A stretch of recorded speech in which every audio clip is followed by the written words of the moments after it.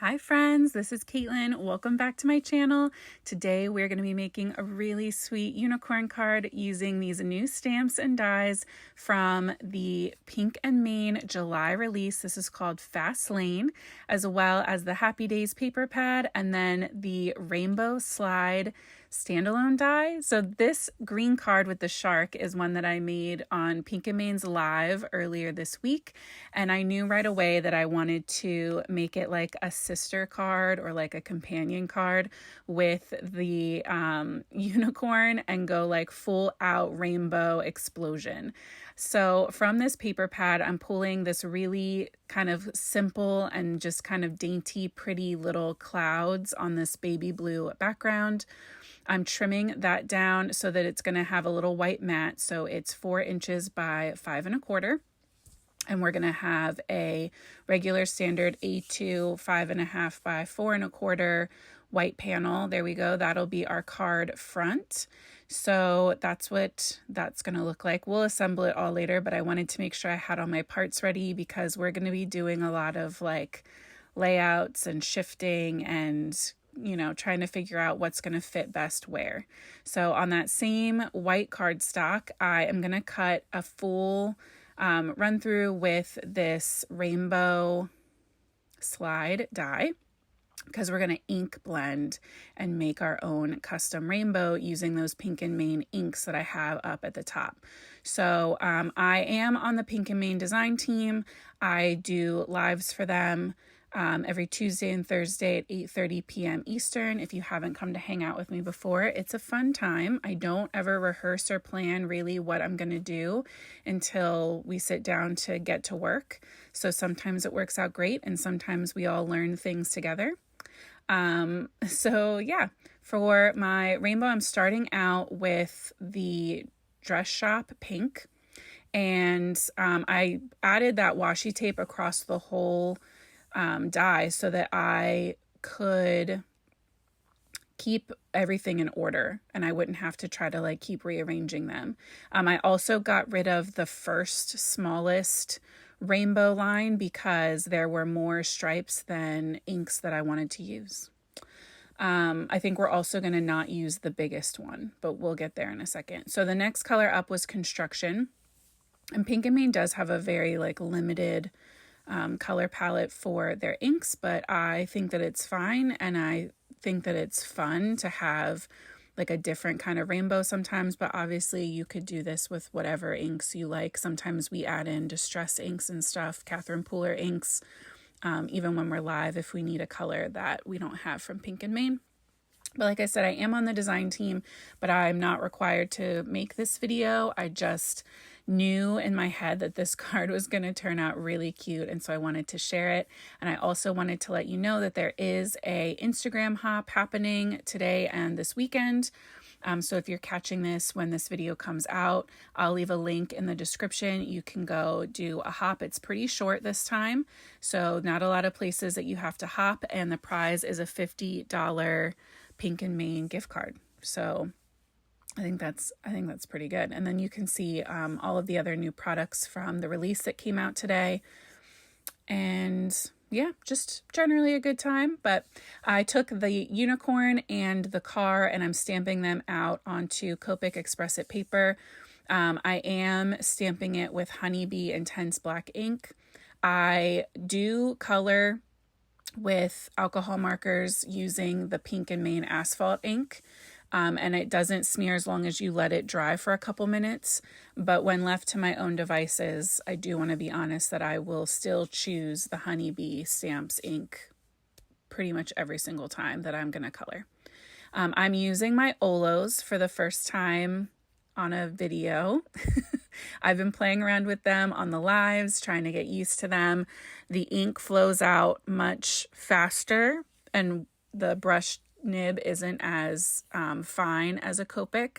So it has taken some practice and I'm still learning. I have nowhere near like mastered these, but I do think that they worked really well for this card, especially because until I started adding like the hair texture, it's a very simple and like there's a lot of space on these illustrations, right? These images don't have lots of teeny tiny little elements.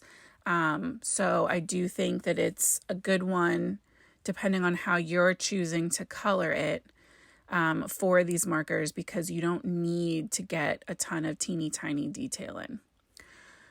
That being said, I did decide to add my own teeny tiny detail. So I am going in now to start coloring up the unicorn's mane with rainbow colors. And I'm doing like a pink instead of red. I'm following the color scheme of the inks that I used. So yeah, I'm starting out with some RVs, and I'm just kind of splitting this up as I go. And I ended up splitting it up pretty good, but we are going to thicken up this pink part once we start on our orange. And the bangs are just going to be the pink and orange. I wanted to keep that a little more simple. And my unicorn, I did use some BV, like slightly purpley markers. It's a very subtle, so she still looks like a white unicorn. And then her little like snout is a tiny bit pink. I just thought that was cute. And I made her glasses hot pink because we're going to end up making her car hot pink. And so because the background was blue, I wanted something that was going to pop really strong off of those clouds. And so I thought that pink would be the good color to like run throughout this card.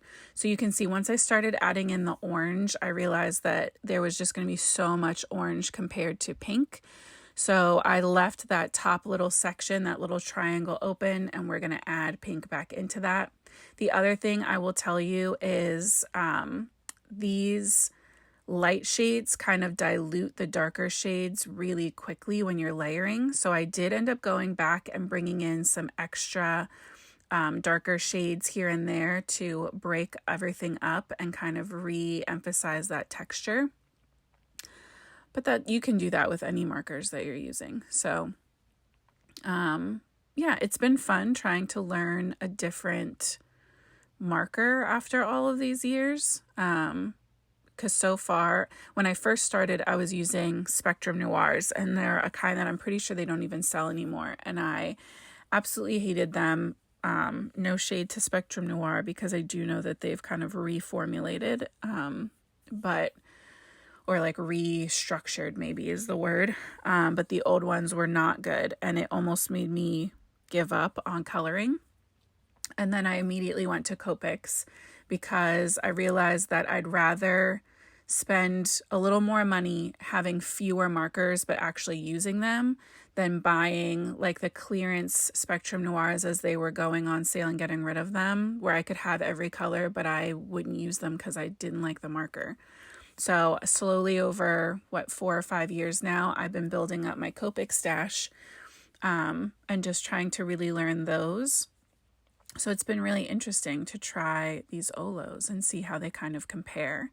I do think that it's interesting that there are plenty of colors between the Copics and the Olos where they kind of fill in gaps for each other. But I also know that Olos is like slowly releasing more colors over time. So it'll be interesting to see like where they end up when it's all done. So for the car, like I said, we're going to go with a pink. It did start out a little more on the red side, but I'm still using all my RVs. I just really wanted to make sure there was a good amount of depth to my coloring.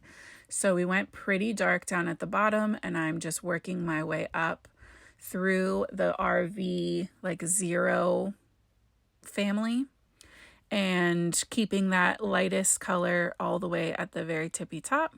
Then we'll go in with our grays and do like the metal parts at the bottom and the wheels and all of that stuff. So yeah, this was just a really fun card. And I will tell you right now, I almost had a full meltdown because as I was filming this card, I like looked up to double check that my camera was good and it was off. And I literally burst into tears. And I had no idea how much footage I had lost. So I didn't have it plugged in correctly and my battery died on my camera. So when I got everything plugged back in and let it kind of charge for a couple minutes. I just decided to finish filming the card and I would see what the damage was when I was done. And when everything was done, I think I literally lost maybe 30 seconds.